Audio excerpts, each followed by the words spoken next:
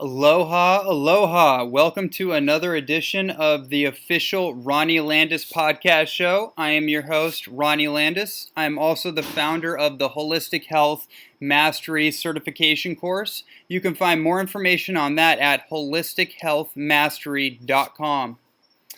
Today's show is featuring a very good friend of mine and someone I have tons of respect for, and I have seen her just really blossom over the last, I would say, 3 to 4 years on the online world and also just as a person. Carly Morgan is a health coach. She is a nutritionist. She is a lifestyle design expert, and she really is just a firecracker. I mean, she's doing so much in the world of holistic lifestyle design. I think that's the best phrase to sum up what her real focus is. It's to really help people design the optimum lifestyle based and centered in and around love. Loving what you do, loving who you are, loving the person you're with potentially, loving the food you eat. If it doesn't have to do with love, then it shouldn't have to do with you, I think is a good way to phrase up her message. I think she would probably resonate with that. And this was an incredible interview that just really went into the depths of how she got started on her journey and some of the health challenges she had, some of the confusion she's gone through trying to weed out all the different philosophies and information and dogma in the health world, as so much of us do. And that is a consistent theme in some of the interviews that we have, is the overarching dogmatic views on nutrition and diet and how that can inhibit somebody's growth process and their ability to actually find out what truly, authentically works for them at any given time in their life. And so Carly really speaks to that and does it very compassionately, articulately, and very intelligently. So I feel like everyone is going to get a lot out of this. We also talk about some of her beauty secrets. We talk about, there was a really good thing that we dived into around entrepreneurialism, because she is an entrepreneur and she's really had a lot of experience, a lot of ups and downs, and just a lot of insight on this area for people out there that want to develop some kind of brand. They want to turn their gift or their voice into a vehicle, a financial vehicle where they're serving other people and they're being financially reciprocated for their services. And so she speaks about that, and some of the insights and tips that she gives people I think are very valuable and going to enrich anyone that's on that conscious entrepreneurial path. So, without further ado, I want to introduce you to Carly Morgan Gross. Enjoy.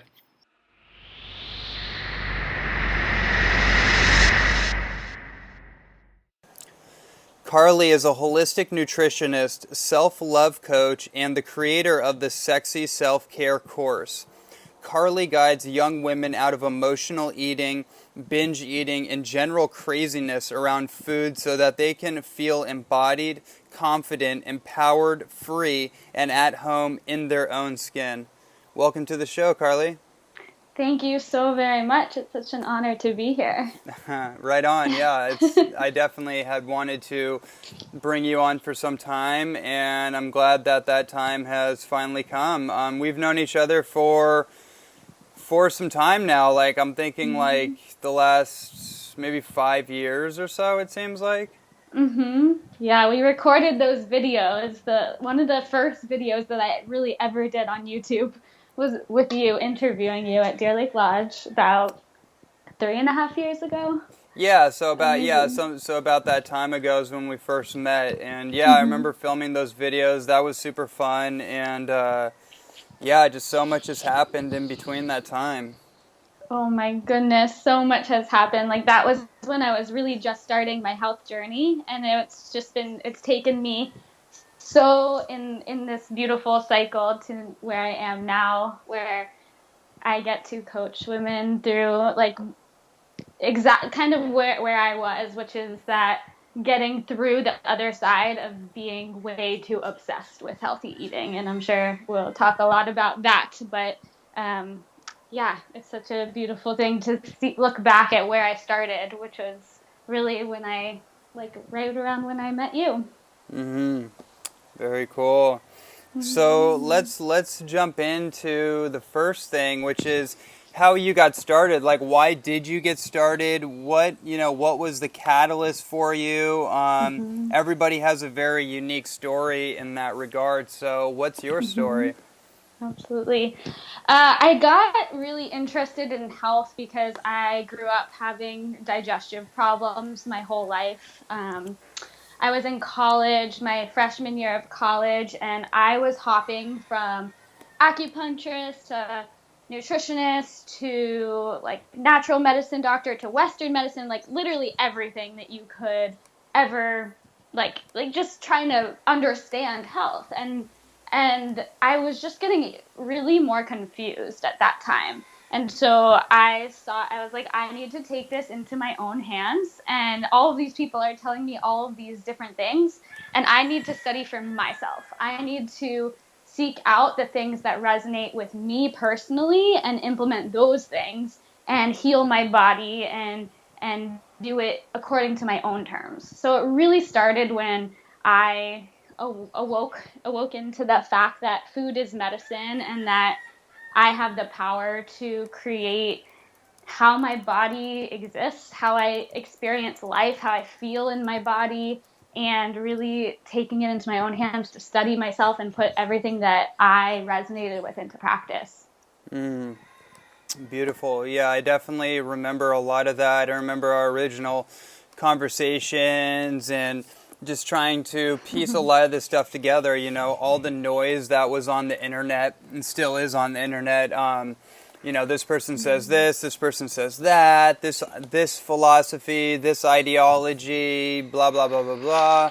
Like, how do you decipher through it? How do you cut through the noise and get to what's really real? And so I've seen you start that journey by asking those questions, and then it's amazing to where it's led you. So your passion for helping others, especially young women, with certain issues that that a lot of, young people, I say young liberally, I mean, with no age Mm-hmm. differential, but just typically speaking, in my observation, probably like between maybe even like 14 to 25, but even like in different cases of people in their 30s to a Yeah. lesser extent of food, what we might call binge eating or orthorexic behavior, Mm-hmm. food obsessions, and that takes all different kinds of forms. But I'd love to hear from you.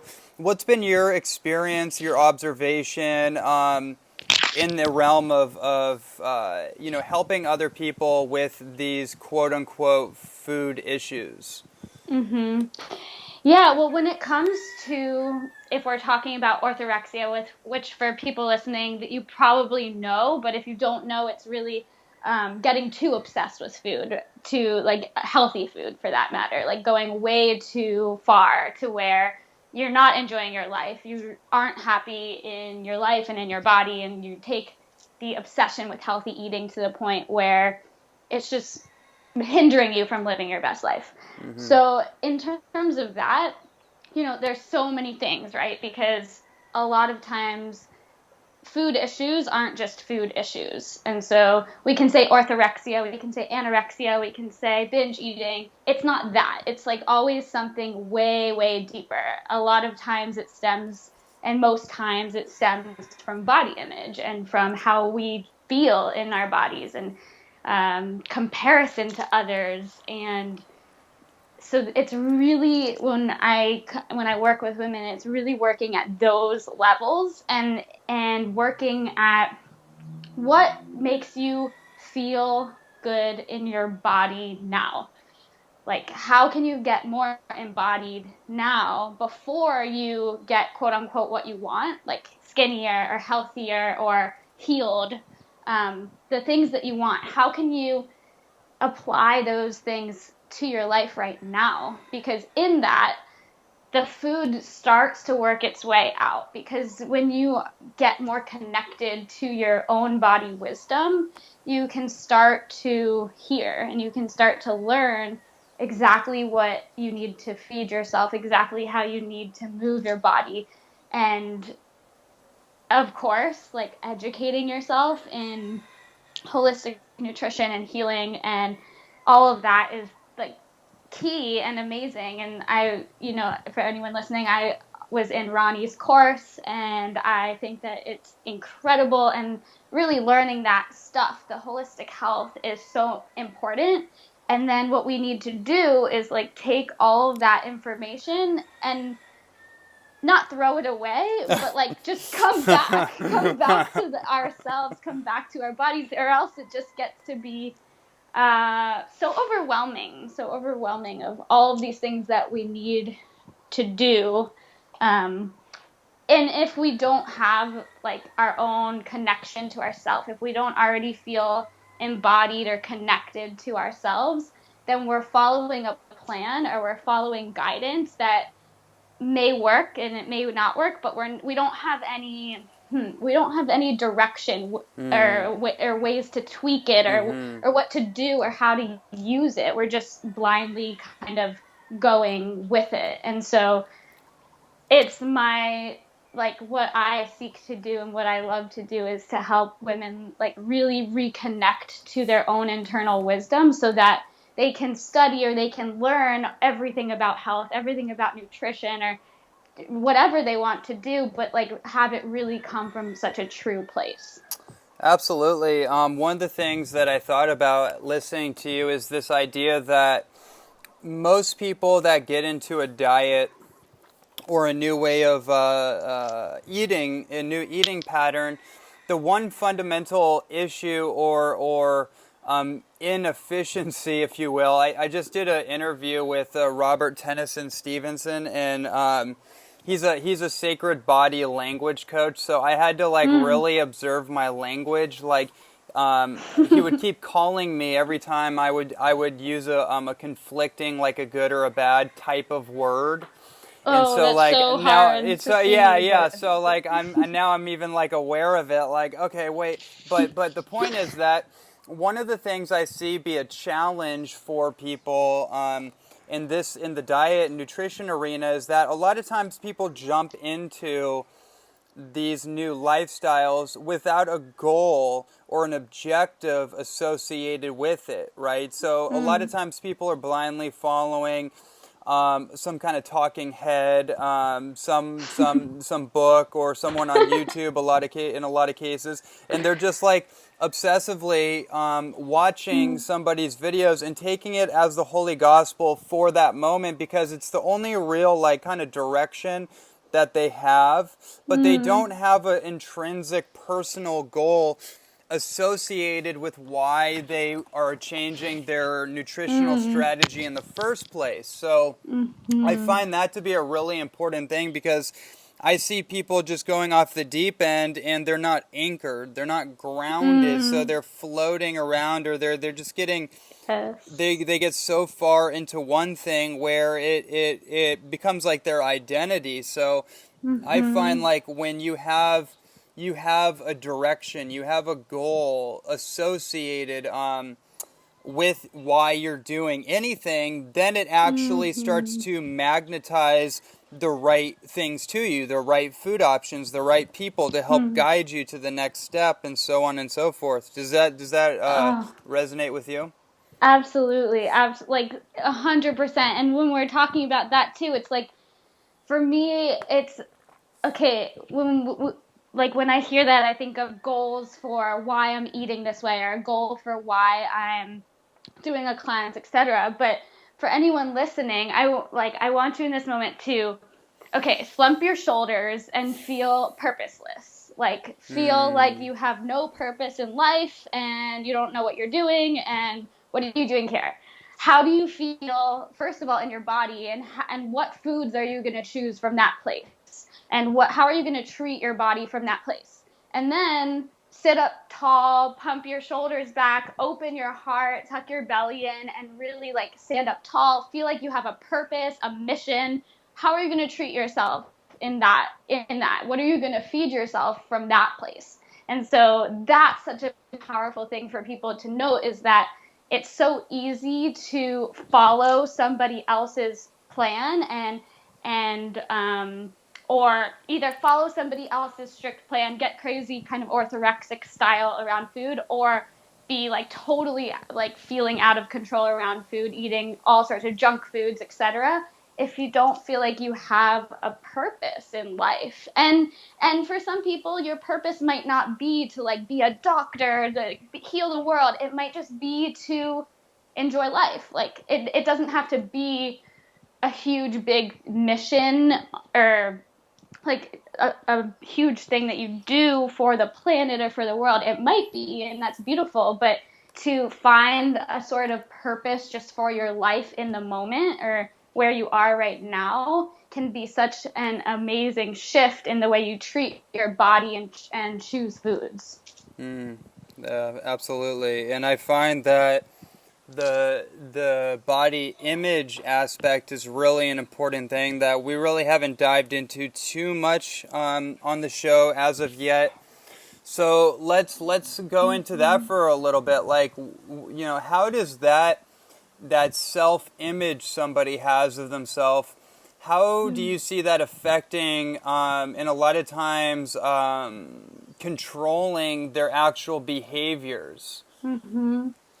Yeah, well, what I see, and it's so common for people to say, like, oh, I love myself, or I feel good in myself if I'm doing this, and if I'm doing this, and if I'm doing this, and if I'm doing this.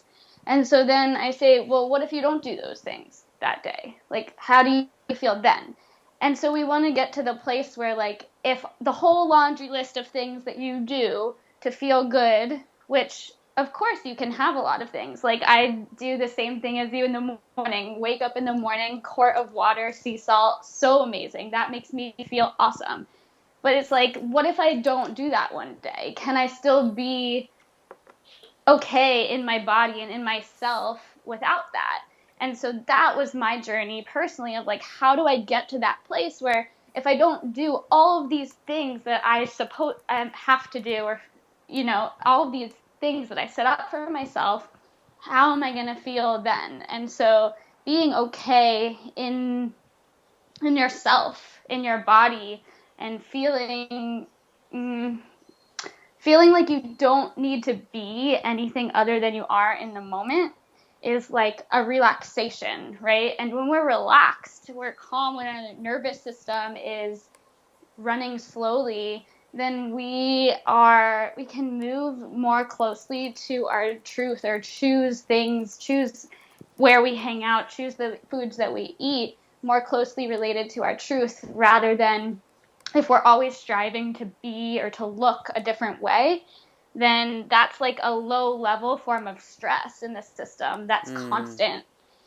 And so that's what I would say about that, for people to make the connection that like trying or striving to be or look like someone that you're not, and someone that maybe you and potentially will never reach, because a lot of the images that we see like on magazines, etc., are photoshopped and false. So like you're striving to be something that maybe you won't ever get, and that's like creating a low level stress in your system, which is like creating all sorts of actions and behaviors that you probably would not do if you felt comfortable in your body. I see, yeah. And that low-level stress accumulates with people, and I feel like that stress is really what ends up breaking people down long-term and really cripples people's enthusiasm. And the physical body, we know that the actual stress chemicals affect the body. They have a catabolic effect, meaning they break down the actual tissue and structure of the body over time. And compromise the immune system and things like that. So I find that people that are constantly stressed out, they're constantly dissatisfied with themselves because they're playing a comparison game with someone else. And I've definitely been in that role, not in terms of like my body or anything like that, but just like in my career, like comparing myself to someone else, like one of my seniors. role models in what I do, and then never really feeling totally good enough, even though comparatively to like 99% of the other people that are doing or trying to do what I do, like it might be reverse, right?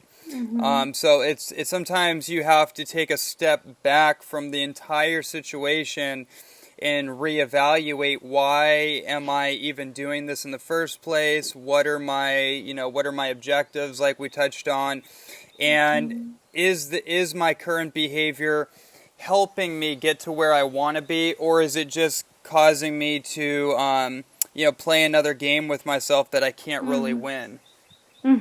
Yeah, absolutely. And I was talking to a client earlier today, and we were talking about being humble with ourselves, and this really came into play and helped me so much when I was really, really crazy about following different diets or different nutritional protocols. Like, do I truly, like, let me truly get to the root of this. Is this truly 1,000% real for me in this Mm-hmm. moment, this factor, this, and just getting humbled to the fact that maybe not, like, maybe this isn't the path. So I'll share, like, for example, I thought that, like, uh, the way that I was eating was so perfect, and like I just needed to cleanse more and cleanse more and cleanse Mm-hmm. more and cleanse more and cleanse more and cleanse more, and it was like always to a point where I couldn't get cleansed enough. But that, what that did is like it made my body so sensitive to the fact that I couldn't have like sprouted almond milk. I couldn't, like, everything Mm-hmm. my body reacted to.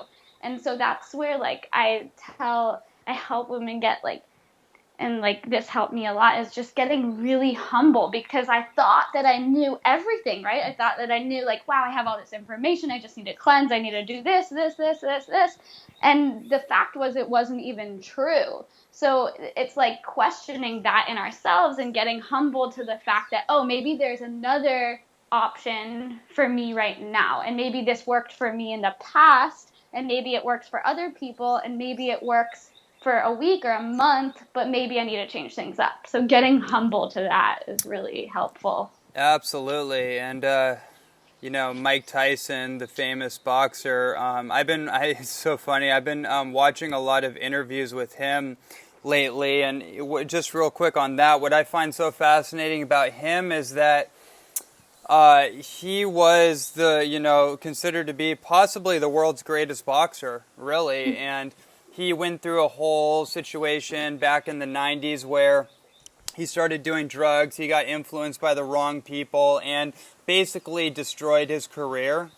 Mm-hmm. And so coming out on the other side, he actually found peace and solace, and transformed himself through a number of factors. One of them was actually adopting a vegan diet.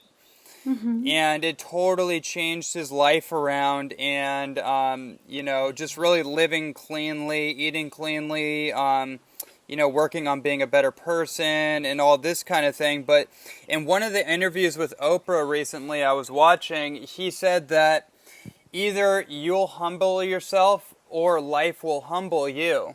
Mm-hmm. And I just found that really, as simple as it sounds, I was like, wow, that's so true. It's so Mm-hmm. true. If we allow our head to get so big and we think that we know everything that's good for us, we think we know what's best for other people, and we start to play that game, life will start to give us indications that there is another way, and if we don't act on that, or we don't take that message, it'll only come in stronger until we're literally flattened by the humility hammer. Mm-hmm. And that can look like a lot of different things. I've seen it happen with friends who were on the cleansing path, cleansing all the time, beyond the point where it was probably even necessary, and they've had to deal with a lot of stress, like whether it's on YouTube, like people criticizing them, or throwing negativity their way, or whatever the case is. I've seen a lot of friends in our our community have to learn some hard lessons because they, although they're humble people, there's one aspect of their personality that was out of balance, and that had to be evened out. And sometimes Mm. life, it has to pressurize us. It has to like basically smack us upside the head sometimes in order for us to get the message. So it's kind of like we could actually bypass that whole harsh situation, that harsh wake up call by just softening our approach, Mm. softening our philosophy around, in this case, around food and what it has to be, and actually just allow our heart to guide us so we can be guided towards what really works for us instead of what Mm. we think works best for us, but we might not be listening to our body all the time. I've definitely been through that, and I've learned a lot of lessons, and yeah, I'll just kind of let it go on that. Mm.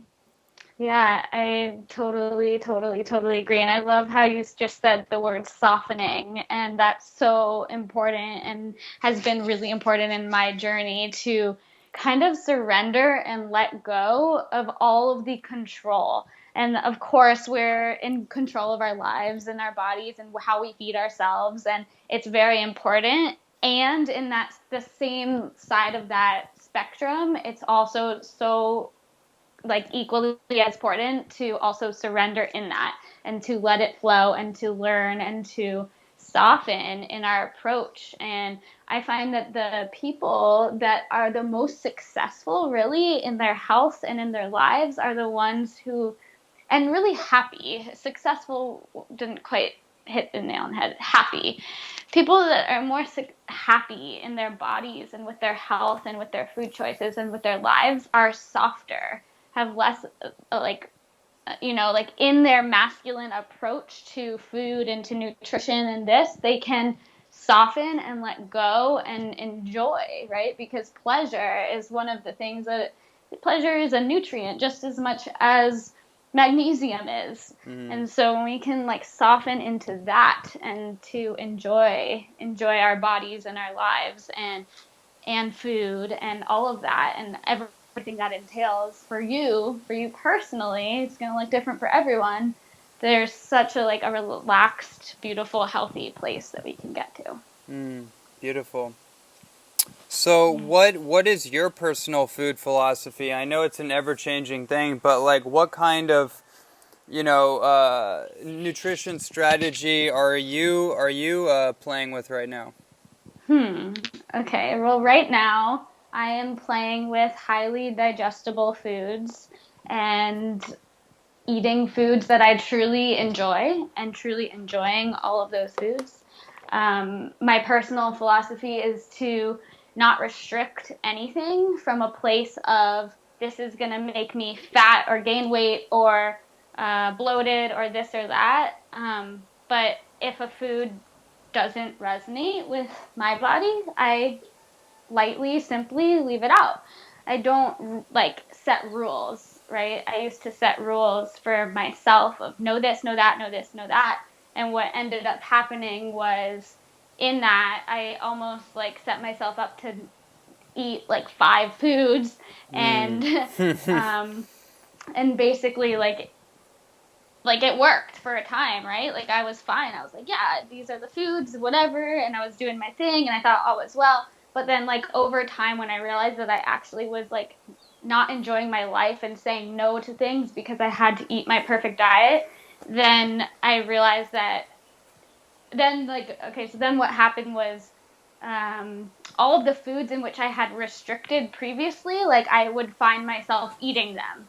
And it was like almost like as I was eating them, it was like I shouldn't be eating this, but as I was consuming them, and so I was taking in that energy. So I don't restrict anything at all. If I want something, I eat it. Mhm. Mhm. I generally I generally eat a lot of raw foods and mostly vegan foods, and I have some bone broth from time to time. And yeah, I'm really in a place where seeking and exploring pleasure in terms of food And really, honestly, trying to and getting back into a place where I'm truly enjoying creating in the kitchen again, because I got into health and I loved nutrition and food so much at first because I was so in love with being in the kitchen and creating and preparing and cooking, and I lost that completely Mm-hmm. when I was so obsessed. And so really getting back into more of a creative energy around it and going from there. Yeah, absolutely. What are some of the specifics that you found to be really, really beneficial in your strategy? Whether that's certain foods that you reincorporated, that is Mm-hmm. maybe like certain superfoods or even tonic herbs that you've brought into your strategy. What are some of Mm-hmm. those things that you've found just to be super helpful along the way? Yeah. Well, definitely waking up in the morning and doing salt water. That's one Mm, of the things that you recommended in the holistic health course that I do every morning, mostly every morning, and that just feels like such nourishment to my body. Complete hydration starts, like, I find that as I need to stay hydrated, that's like one of my big keys is staying hydrated with good water. And adding that salt is really key. I love doing lemon tonics in the morning. So I do lemon and turmeric and ginger and a little black pepper and maybe some camu in there, and getting like that, just kind of like starting the day on like flushing my body a little bit and hydrating. And then it really depends from there. I've been traveling a lot too, so it's been a little bit um, different lately. But those are two of the things that I would say are definitely key for me, is like morning hydration before anything else. got it. Absolutely. What are some of your secret beauty tips that you could relay for anyone out there, whether guys or girls, but typically women tend to be more interested in that kind of thing? Orgasm. Uh-huh. Yeah. So what's the difference between an orgasm and a climax then? Mm, I don't know the answer to that. Okay. Do you know the answer to that? Um yeah, I mean there's definitely a fundamental difference between the two. And I'm just curious to get a woman's take on it, because a woman has the ability to have a reoccurrent orgasm, opposed to a man who depending on what you believe and what kind of like Taoist text or Vedic text or some of like Montauk Chia's work on sexuality and all that kind of Multiple stuff. orgasms. Yeah, that kind of thing. But just like speaking more realistically for where most people are at.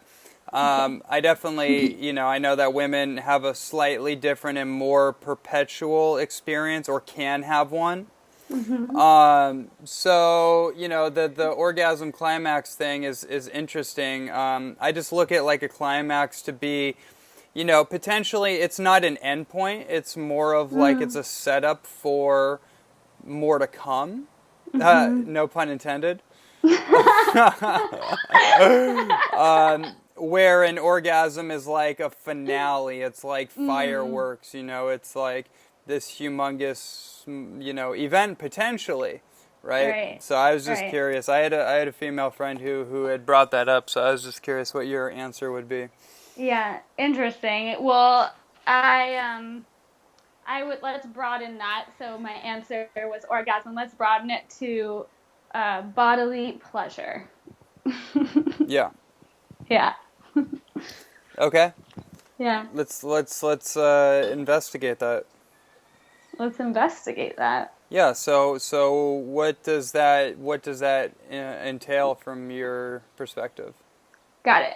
Okay, well, I was saying that, and I said that because your talk about climax, about orgasm is like this big finale, but pleasure in the body in whatever form that looks like for you. It could be sexual, it could be sensual massage to yourself, it could be, you know, a really juicy, yummy yoga class. But being embodied, being in your body and receiving pleasure from your body, such a beauty secret, such a beauty tip. And yeah, that's what I would say. I'm really in love with, I don't know if you know or the listeners know, Layla Martin, and she teaches like holistic sexuality, and she has a course on the jade egg, and that was one of the things on my journey, like, that helped me let go of a lot of the food stuff, and the body image stuff, and not feeling comfortable in my skin, because it's really connecting into the essence of you and feeling your body for how you are right now. And like, I find for women, when they understand how much pleasure their bodies can receive from their bodies as they are right now,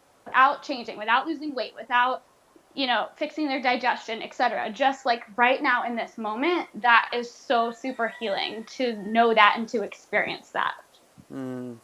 Got it. Yeah. Those jade eggs, those are designed to help a woman strengthen her vaginal wall, right?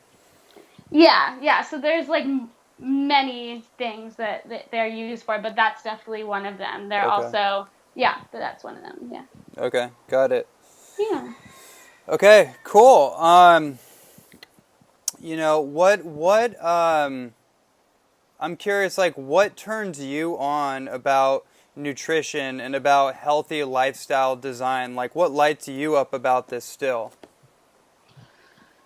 That's a good question. I think for me, it's about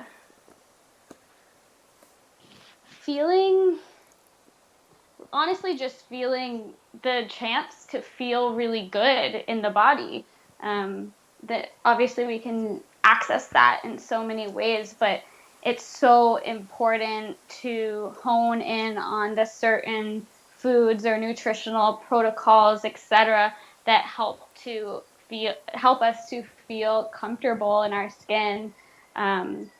You know, and there's so many, no matter, like, if you're on a health path, you're gonna have a moment in your journey where, like, you take a step back and maybe start eating some things that you didn't normally eat, etc., and you notice a difference, right? Like, you notice a shift in your energy. And so for me, it's like feeling good within, keeping the energy high so that we can experience life in joy, and show up and be, you know, just enjoy life without, I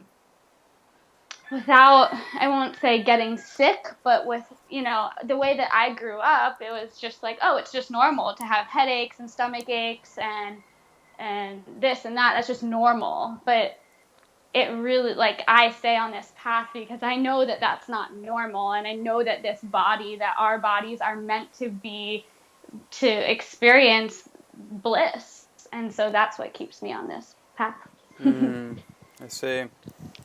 I'm curious, what would be some of the advice that you could share with young entrepreneurs specifically, because you've spent a considerable amount of time building your brand and your coaching platform, and you know, that takes a lot of time, a lot of dedication. You have to close yourself off from a lot of the you know, the immediate gratification and a lot of the distractions in the world. So I'm curious, like, how's your experience with that been, and what's some of the advice that you can give other young up and coming coaches or entrepreneurs? Yeah, absolutely. Well, I've definitely been through lots of challenges with it and questioning it, and I think that that's something that any entrepreneur will face.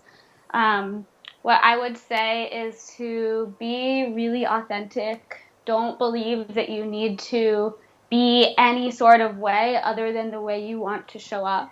And trust that your message needs to be heard, and that the people that the people that need to hear your message are waiting for you. And that's something that really always like keeps me going, is that knowing that somebody out there, it might be one person, it might be two people, it might be hundreds of people, are waiting, like desperately waiting to hear what you have to say. And that is so, so important to remember, to keep you going and to keep you sharing and to keep you doing what you're doing. So what were some of the challenges that you've had to go through in your journey? Not knowing in full what I was doing, not knowing in full who to speak to, not questioning if my message wanted to be out there. That's why I said the previous thing. And, I never knew anything about business before I got into this. It really started as a hobby for me because I was just sharing recipes and I just had a blog. And so it started as a hobby for me. So it has been challenging turning my hobby into my business, but so empowering to do so, because and I would say that I thought that my hobby was a business for a long time, until I realized that my quote unquote business was a hobby. And so turning it actually into a business was challenging, to look at anything for me that was surrounding making money from what I was passionate about or what I wanted to share with the world. So that was a little something on my path. Yeah, absolutely. I think we all go through that subtle fear and hesitation. How did you overcome that ultimately? Or have you? How does it still come up for you? Sometimes it does. Mostly it doesn't. I'll say that I worked with an amazing mentor and business coach, and I would say that it's so important, I think it's so important to have mentors in life, and my mentor really, really helped me kind of scratch all of that and get that all out of my system. And yeah, just remember that the people that needed to hear my message were there. And when I started, right, sharing and doing it and showing up for it and seeing the results and seeing that it was true, that's even more of a reason to slash that illusion or that belief. But yeah, I think working with mentors is really, really, really powerful. No matter what, if you're an entrepreneur, or just like anything that you want to grow into, it's really powerful. Absolutely. Yeah. Yeah. Do I hear chickens in the background? Yeah, well, there's wild feral chickens over here in Hawaii. So so anywhere you go, you're going to hear them in the background and running around, and they're totally like wild. So you can't really domesticate them. You can't really do anything with them except let them do what they do. Yeah. Yeah. So if there's anywhere in the world that you could move tomorrow, where would that be? Oh, the first thing that came to me was Thailand. I went there about half a year ago, and I fell in love, and it was my first trip that I took solo by myself, and I just learned so much. I loved the culture, I loved the food, I loved the environment and the naturalness and the sun. So Thailand would be my answer. Beautiful. What could people that have been a little sheltered, they haven't really explored very much, what could they really gain from traveling? Solo traveling or just traveling? Whatever, just getting out of their comfort zone, their location, maybe touring around the country or to other countries, really? Well, a couple things. Definitely a perception shift, and no matter what you're going through, whether it's a stress in relationship or career or literally anything, it's just like when you get out, you kind of like get out of your bubble, you get out of your mind, you get out of your perception and the way you see things, and it's just like you open up all of this new space. And so getting that. And then I would also say um, confidence. Confidence that you can, confidence that you have the ability to go, confidence that you have the ability to navigate the world. And yeah. Yeah, it reminds me of a Mark Twain quote. He said, "Travel is fatal to prejudice, bigotry, and narrow-mindedness." Yes. And it's so true when you travel to other countries, you see how other people live. You see how gracious and humble and happy people are with so much less. Yes. So little. When I did a retreat in Nicaragua to see how people were living, some people they're still washing their clothes outside on that stone, whatever you call it, almost like a chocolate metate kind of roller. And they're just so happy. It's like, it really is, it's wild to think like how we trap ourselves in these little bubbles, these little boxes, and nothing is ever good enough, and we're never ever good enough, and therefore we're in this perpetual loop of lack and not having enough, not being enough, even though we have more available to us than any of the kings, queens, pharaohs, emperors, inventors, scientists, philosophers of all time. No one had what we have at our fingertips. So that's like a really powerful thing to just like take it in and realize that if we make use of everything that we have, of the internet, of all the amazing food options, like just that idea alone, I mentioned this in my lectures and some of my videos, is that one of the greatest advantages that we have as a human species right now is that for the first time in history, we can actually choose what kind of diet to adopt. Yeah. And we can change that. It could be something else next week, right? So we greatly underestimate our ability to adapt and to change and to experiment, and to adopt these very rigid labels or these definitions, when the reality is it's a choose your own adventure story.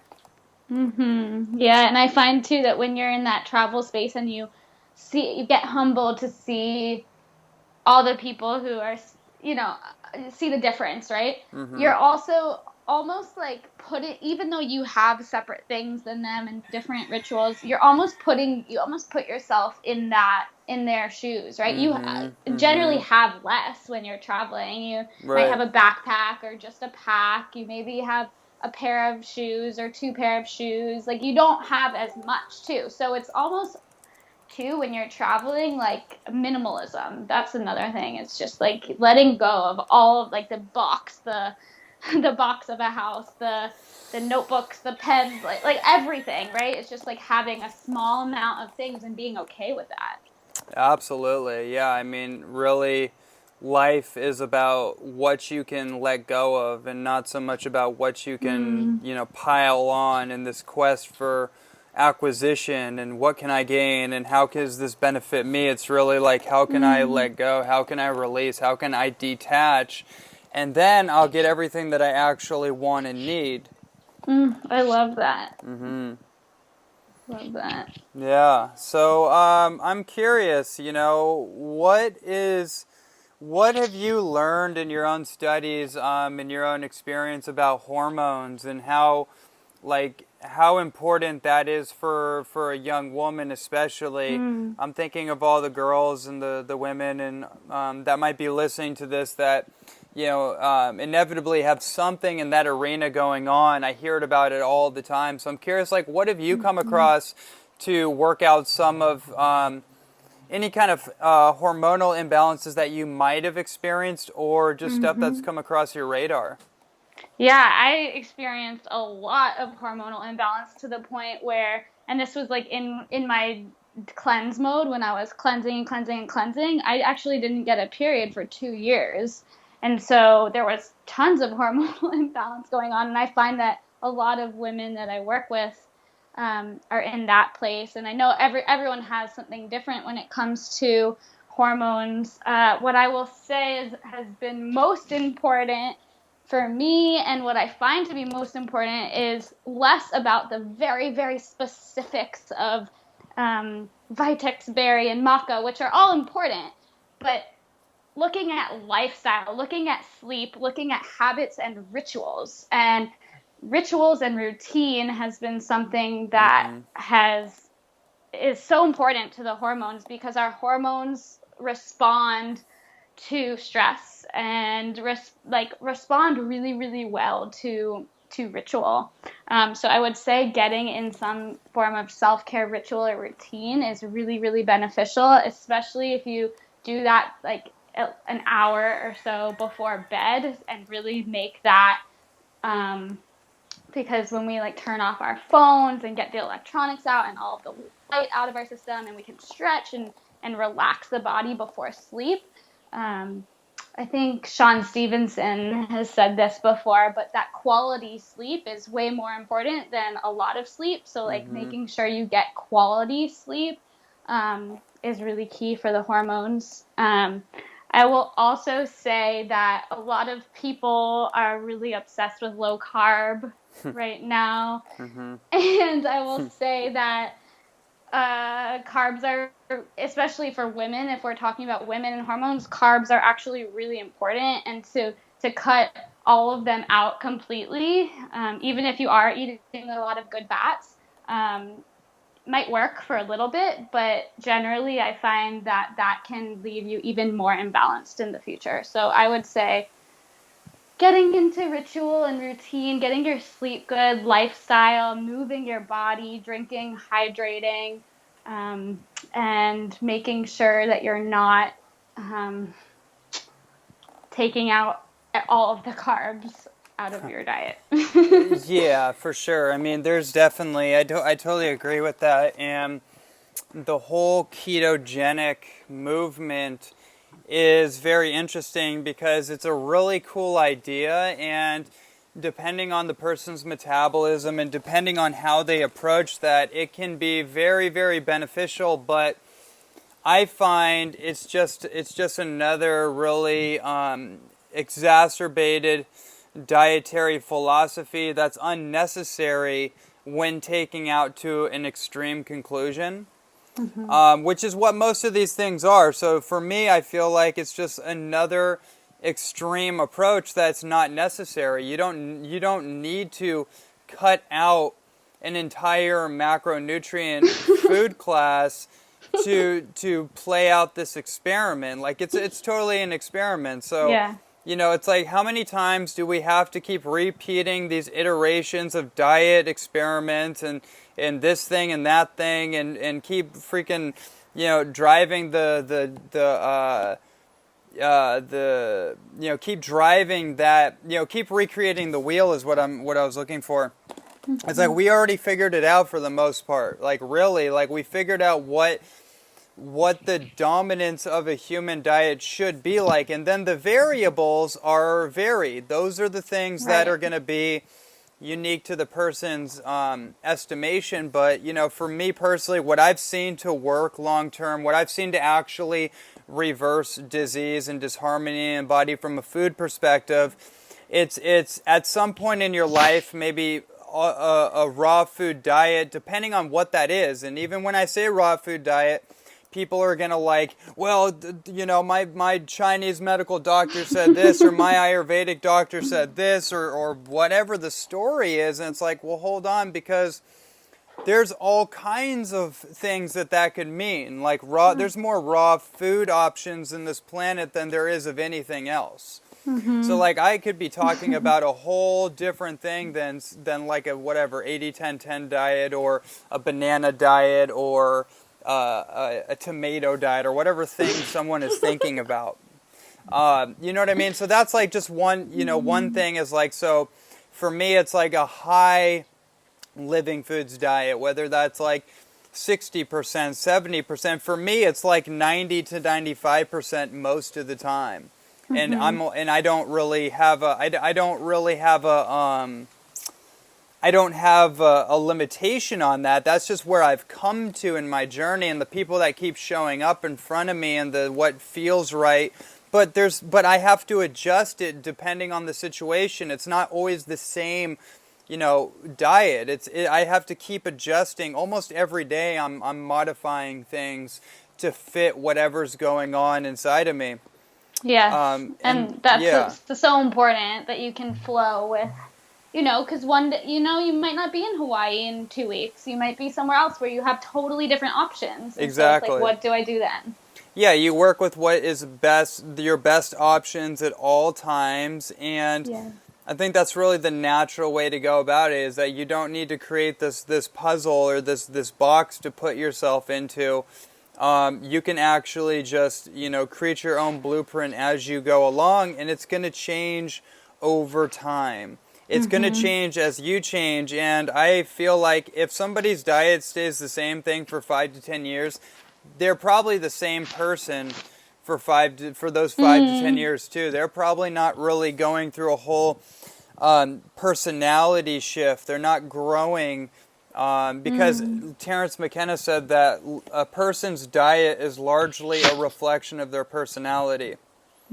So there's all kinds of stuff wrapped up in that, but yeah, that's a fascinating thing. Don't cut out anything of anything really. Just flow with it, and there's an outline. Someone like Carly can totally help anyone navigate, how to create an outline for your day, and then you kind of fill in the holes. But yeah, anyways, I thought that was really good, just like to avoid the extreme behavior and just kind of find your homeostatic balance.